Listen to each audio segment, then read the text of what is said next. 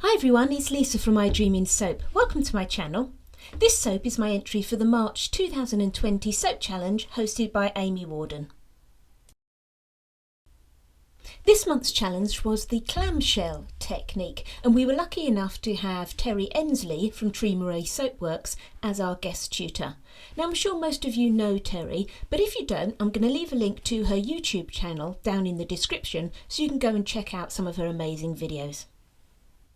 As normal, the challenge is split into two categories. First, the regular category, where you poured your soap just to the thickness of 1 bar, and the pour pattern creates these lovely clamshells all along the top of the loaf. You cut the bars horizontally so that you can preserve that pattern that you've poured. The advanced category required us to fill up the entire mould with our soap, and therefore you had to cope with all sorts of things like the squashing up of the design and also being able to maintain a good trace throughout the pour. As you can see with this design, you don't actually get the clamshells like you do with the regular category. It's much more of a scalloped design that you get. I decided to enter the advanced category. My first attempt I was actually really pleased with, and I was going to enter it, but there was just a couple of little niggles that I had with it, so I made a couple of tweaks and tried again, and I was really happy with the result. Come on, let's go make some soap. I'm going to be using 4 colours in my soap, and they are Red Riot from Mica Mama. Now this isn't a true red colour, it's more like a lovely deep cerise pinky type colour. Then I'm also using Purple Heart and Lime, both of these are from You Make It Up, and then lastly some titanium dioxide. I always pre-mix my micas with some extra olive oil. I never just add them directly dry to the soap batter, and this allows me to control exactly how much stick blending I want to do. I tend to like to soap between 80 and 90 degrees. Higher than 90 I find things tend to move a little bit too quickly, and below 80 I can often get some false trace. Now because trace is so important with this technique, I'm going right to my lowest range and having my oils and my lye at 80 degrees. I'm going to mix my entire batch of lye solution and oils together. Now I have got some sugar added into my distilled water before the lye was added at a rate of 1 teaspoon per pound of oils, and this is just used to help slow down your trace a little bit. And I'm going to be super careful just to make sure that I take this mixture up to emulsion and no further. So for my design, I want to have the majority of the clams in one colour scheme, so that's going to be the Red Riot and the Lime. And then every now and again I just want to randomly pop in the other colour clam, the purple and the white. So I'll split my batter so that 3/4 of it goes to the red and the green, and then the other quarter will go for the purple and the white. I'm then going to make sure that the colours are thoroughly dispersed. Now I'm only going to do this by hand stirring. And then once I'm happy that my purple, green and red are thoroughly mixed, at that point I'm then going to mix in my titanium dioxide, because that can tend to accelerate trace a little bit faster than any other colouring. The fragrance oil I'm using is Black Plum and Rhubarb from Candle Shack in the UK. And it's a really lovely, fresh, fruity fragrance, and also it behaves really well in cold process soap. So I'll weigh up my fragrance oil for each colour section, basing the amount on the pounds of oils, not the total soap weight.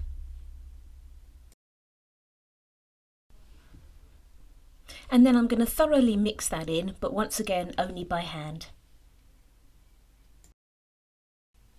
Now by the time that I'm happy that everything's mixed in really well, my trace is still very light.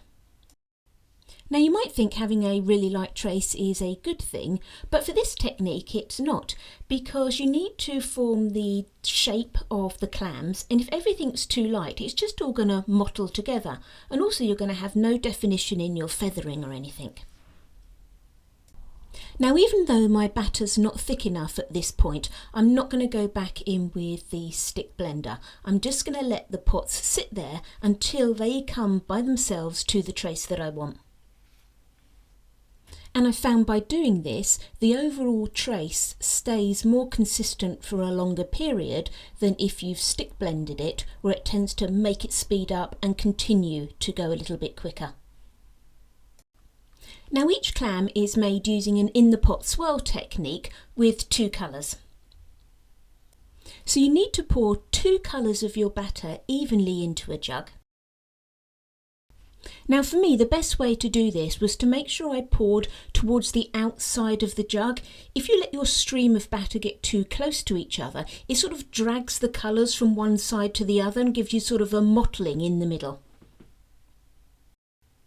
If you're going to use these long spouted jugs, make sure you don't fill them up too much. For me, just about halfway, and I actually filled 2 jugs up at the same time, just so I didn't have to stop in the middle of my pour and refill.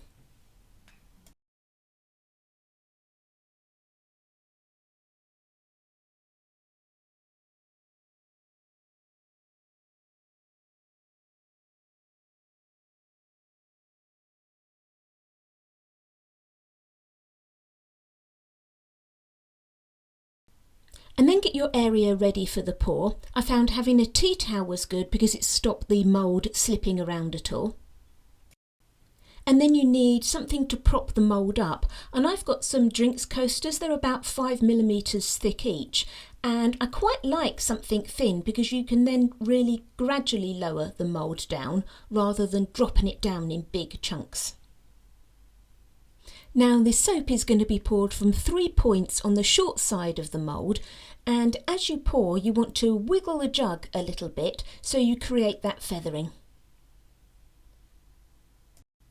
Try and make sure that your pours are consistent, so you might find it helpful to count. I was doing about a 6-second count for each one of my pours.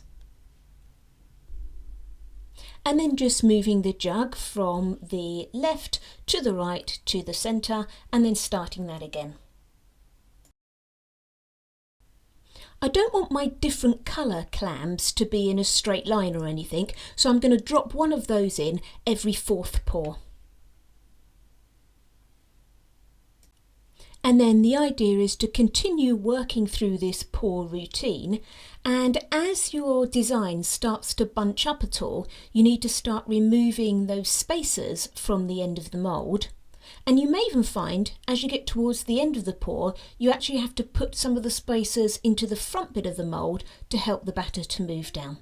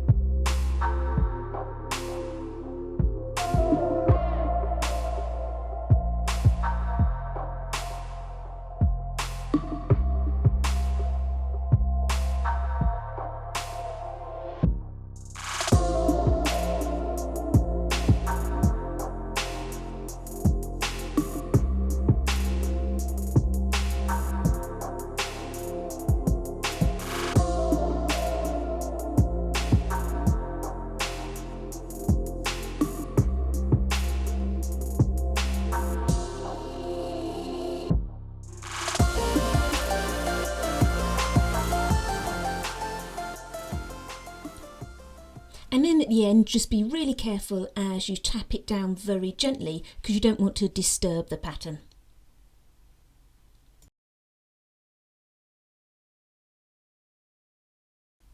And then as normal, I'm going to cover it and wrap it with cling film to stop any soda ash. I'm going to pop it into the oven at 170 degrees F, 75 degrees centigrade. Turn the oven off as soon as the soap goes in there and leave it overnight. Now, you can't scrape out your jugs as you're doing this technique, so I've just scraped mine out into some small moulds, so I've got a couple of extra little bars of soap there. Now for the cut, I'm starting with the end that was furthest away from the pour, and well, there's some quite odd stuff going on here. Certainly no clams in that bar. This one, not a massive amount better. And then finally, yes, we've got a better design coming in now. I quite like these bars as they're coming through. I've got a nice pattern, and I can see I've got quite a lot of good feathering coming in with the bars, and it seems now that this clamshell style pattern is holding out pretty well throughout the bars.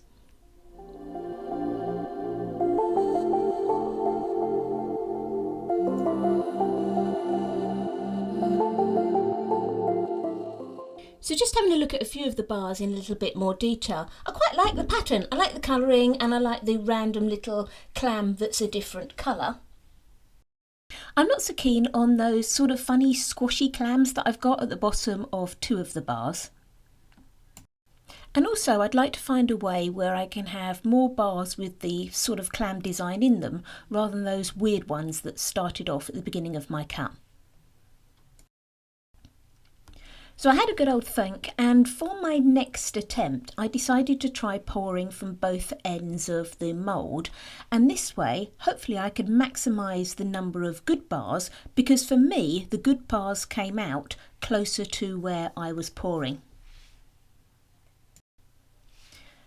Obviously the compromise with this is there's going to be some weird stuff going on in the middle, so it'll be interesting to see when we go through the cut just how funny the middle is and whether it's worse than having the funny bars on the ends. Doing the pour from both ends did mean that I couldn't tilt my mould up, so in one way I had a little bit more spread with my clams, but I think to compensate for that I didn't have the drop as the mould was lower and then shifting the clams sort of for a second time. So hopefully I'll still get some nice defined feathering.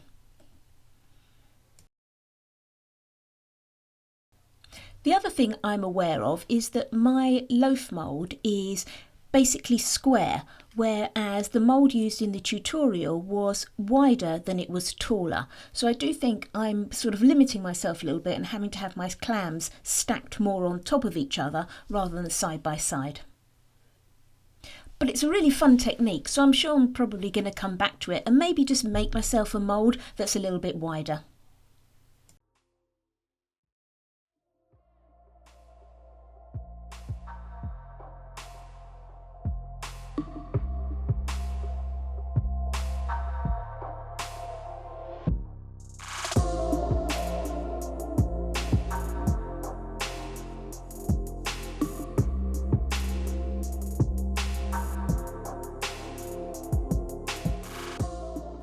So here we go with cut 2, and let's see if any of my theories worked.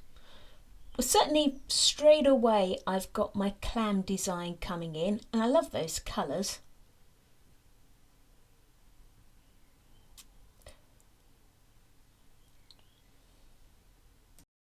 I think the scallop pattern and the feathering looks good. It's probably a little bit difficult to actually see on the screen. It'll be interesting to see how much weirdness I get at the centre of the loaf, which should be just coming up in a second. Okay, there's weird bar 1. And not so bad, the back of that second bar.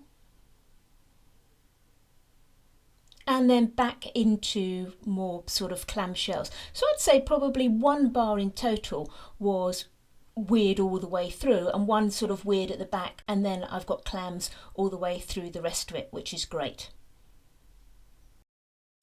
So when we look at the 2 pours side by side, I like them both. There's not a massive amount of difference between them, but I do think the blue set is more consistent, and when you see them up close you can definitely see that the feathering is a bit more defined in the blue ones than it is in the red ones.